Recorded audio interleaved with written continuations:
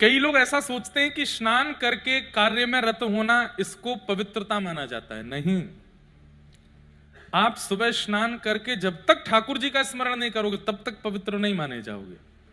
माताएं बहनें रसोई में जाने से पहले कहती हैं मैं नहा के आ जाऊं, और नहाते ही सीधे रसोई में जाके कुछ बनाने लगी, तो इसका मतलब वो पवित्र नहीं। आप साफ हुए हो, पवित्र तो आप हरिस्मरण से होते हो। स्नान करते ही इसलिए नियम है, खाइए पीजिए बाद में, पहले भगवत स्मरण करो, तिलक स्वरूप धारण करो, कंठी माला गले में धारण करते ही हैं, अपने गुरुदेव का स्मरण करो। गुरुदेव नहीं है तो जिनकी वाणी से कृष्ण प्रिय लगते हैं उनका स्मरण करो, और बैठ करके थोड़ी देर ठाकुर जी को याद करो। उसके बाद आप पवित्र होते हो, फिर किसी कार्य में जाओगे वो मंगल होगा।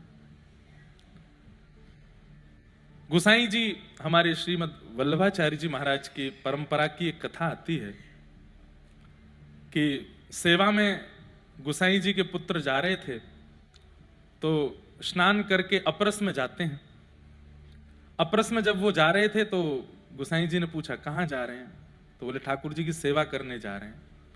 तो बोले आपकी अपरस खंडित हो गई, दोबारा ना के आओ। दोबारा स्नान करके आए, फिर पूछा कहाँ जा रहे हो, बोले ठाकुर जी की सेवा में जा रहे हैं। बोले फिर खंडित हो गई, फिर जाओ।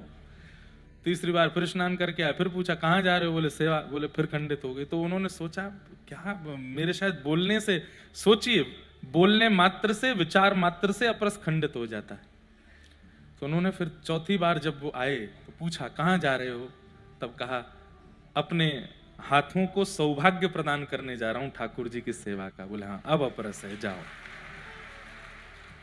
ठाकुर जी को सेवा की आवश्यकता नहीं है, आपके शरीर को ठाकुर जी की सेवा से पवित्र होने की आवश्यकता है। ठाकुर जी को आवश्यकता नहीं। आप उनको भोजन नहीं कराओगे तो भूखे रहेंगे, आप नहीं नवाओगे तो क्या वो शुद्ध नहीं है, आप नहीं पहनाओगे तो क्या उनको ठंड लगेगी? नहीं। ठाकुर जी की सेवा करके हम अपने शरीर, विचार, मन, बुद्धि को पवित्र करते हैं, ठाकुर जी को नहीं। इसलिए जीवन का प्रारंभ हो, कला का प्रारंभ हो, दिन का प्रारंभ हो, स्नान करते ही पहले ठाकुर जी का आराधन करो, स्मरण करो, मानसी सेवा करो, भाव की सेवा करो, प्रत्यक्ष सेवा करो। उसके बाद सेवा नहीं कर सकते तो कम से कम एक कोने में आसन लगा करके बैठो, थोड़ी देर। आप पे माला नहीं है तो कर माला करो, एक उंगली से 1 2 3 4 गिनते रहो। अब एक यहां पे गिन लिया, एक माला, एक में 10 बार गिनो, यहाँ पे 10 बार ठाकुर जी का नाम स्मरण करो, फिर दूसरी बार 10 बार करो, ऐसे 10 बार कर लोगे 100 हो गए, 8 और कर लो 108 हो गए। करमाला करो, ठाकुर जी का स्मरण करके जीवन का प्रारंभ करो। तो आप सबको इतना उत्साहित करने का भाव ही इसीलिए रहता है कि पूरी कथा में आप उत्साहित ही रहें। हमारी बात लिख लीजिएगा अगर आपके पास व्यवस्था हो। कहे तो मैंने पहले ही दिन दिया था कि कुछ लिखने की व्यवस्था रखो, पर आप लोग इतने गुणवान हैं कि आपके माथे में अपने आप ही लिख लेते हो आप। 2-4 माताएं दिखा रही हैं कि वो लिख रही हैं। श्रीमद् भागवत में प्रहलाद जी महाराज कहते हैं कि भगवत प्राप्ति कैसे होती है, सुन लीजिए। जितने युवा भाई बहन बैठे हैं और जितने भी बड़े बूढ़े भी बैठे हैं, आप कहोगे महाराज जी बार बार युवाओं को क्यों बोलते हो? क्योंकि भैया उन्हीं को, उनके पास अवसर है भगवत प्राप्ति का अभी भी। और जो बड़े बूढ़े हैं वो तो, उनके लिए तो ठाकुर जी व्यवस्था करके बैठे हैं वैकुंठ में, आ जाओ। सब तैयारी है। लेकिन युवाओं को तो यहां मिले, इसलिए युवाओं को पहले ही हम संकेत कर देते हैं। प्रहलाद जी महाराज कह रहे हैं, प्रहलाद जी महाराज कह रहे हैं, इसका मतलब क्या समझिए, हम सब भक्तों के स्वामी, अग्रगण्य, सबसे आगे चल रहे हैं प्रहलाद जी। हम भक्तों के अग्रगण्य कह रहे हैं कि ठाकुर जी को प्राप्त करने के लिए क्या आवश्यक होना चाहिए अपने जीवन में। न दानम न तपो नेज्य न शौच्यम न व्रतानि च प्रीयते मलया भक्त्या हरिरन्यद्विडम्बनम। प्रहलाद जी कह रहे हैं ना तो वो दान से मिलेंगे, आप पूरा दान कर दो। कई बड़े बड़े व्यापारी अपने व्यापार में शेयर रखते हैं ठाकुर जी का, हमारे बिहारी जी में भी, द्वारिका में भी, हमारे रणछोड़ में भी, श्रीनाथ जी में। इधर देखो, यहां देखो, ध्यान से सुनो। और अपने ये श्रीनाथ जी के पास में तो सांवलिया सेठ हैं? सांवरिया सेठ में तो यही होता है। वहां तो आधे से ज्यादा व्यापारियों ने शेयर ही दे रखे हैं ठाकुर जी को।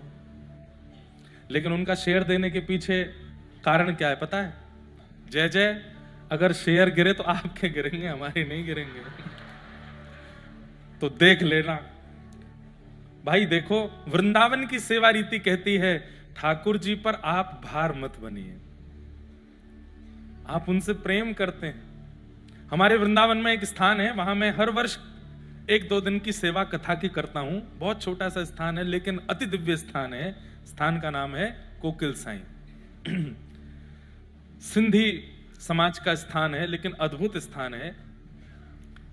वहां के जो हमारे पूज्य महाराज जी थे वो बंटवारा से 2 वर्ष पहले ही भारत आ गए थे। अब आप विश्वास नहीं मानेंगे, वो भजते हैं श्री जनक लली जी को, सीता जी को, और रहते हैं वृंदावन बरसाना में। ऐसे बड़े महापुरुष हैं आज भी जो ध्यान करते हैं राघव जी का और दर्शन करते हैं राधारमण जी का। एक बाबा थे सीताराम बाबा, वो तो वृंदावन में सब जगह जाते।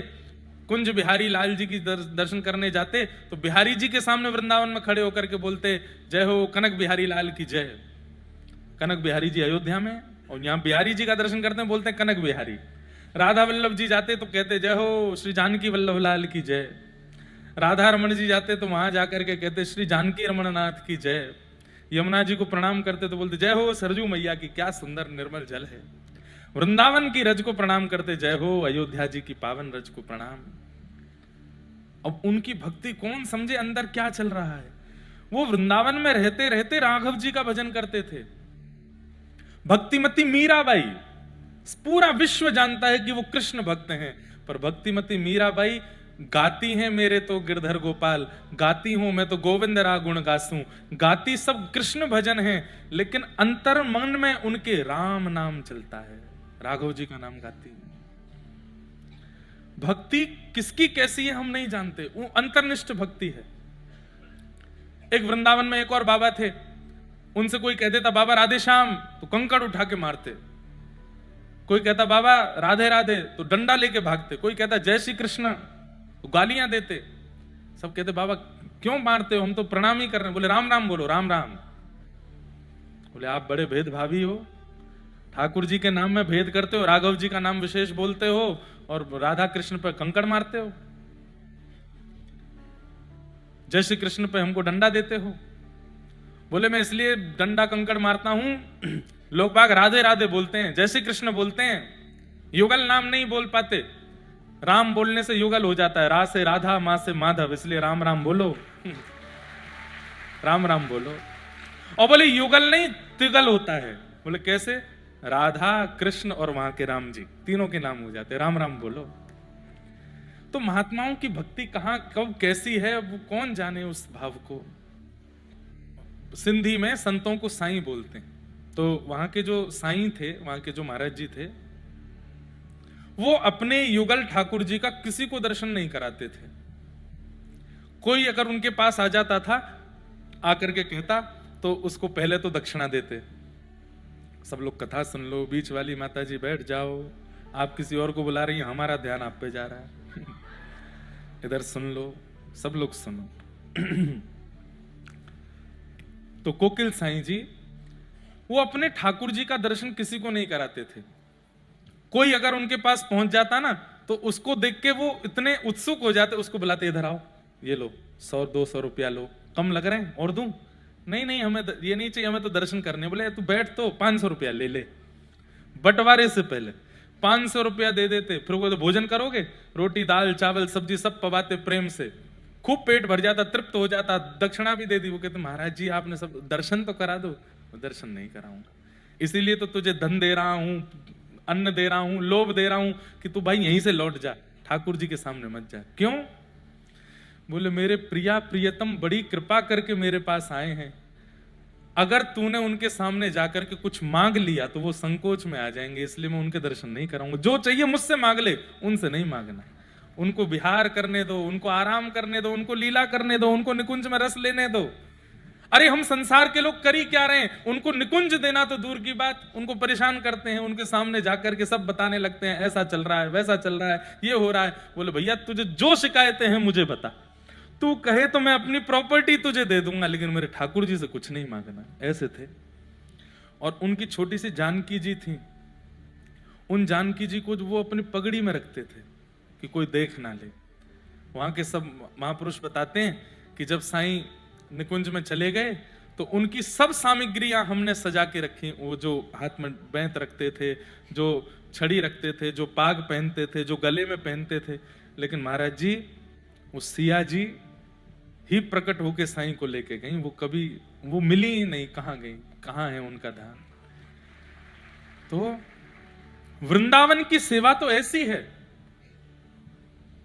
राजी रहो, आप राजी रहो, तुम सो कछु न चाहिए हो, मुझे आपसे कुछ नहीं चाहिए, बस आप राजी रहो, आप प्रसन्न रहो, आप निकुंज में रहो, आप सुख से विराजो।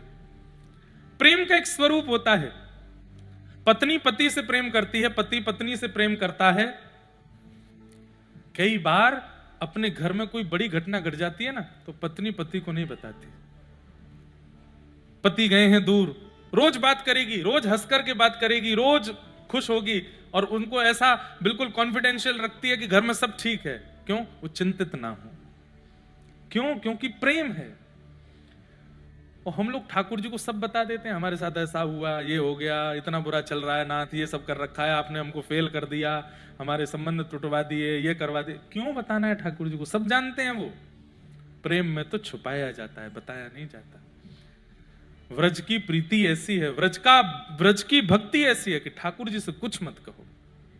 सहेली जी, उनको सब पता है, मत बताइए उनको, मत कहिए उनसे, बल्कि ध्यान रखो कि वे आनंद में हैं कि नहीं, वे सुख में हैं कि नहीं, वे राजी हैं कि नहीं, वे प्रसन्न हैं कि नहीं।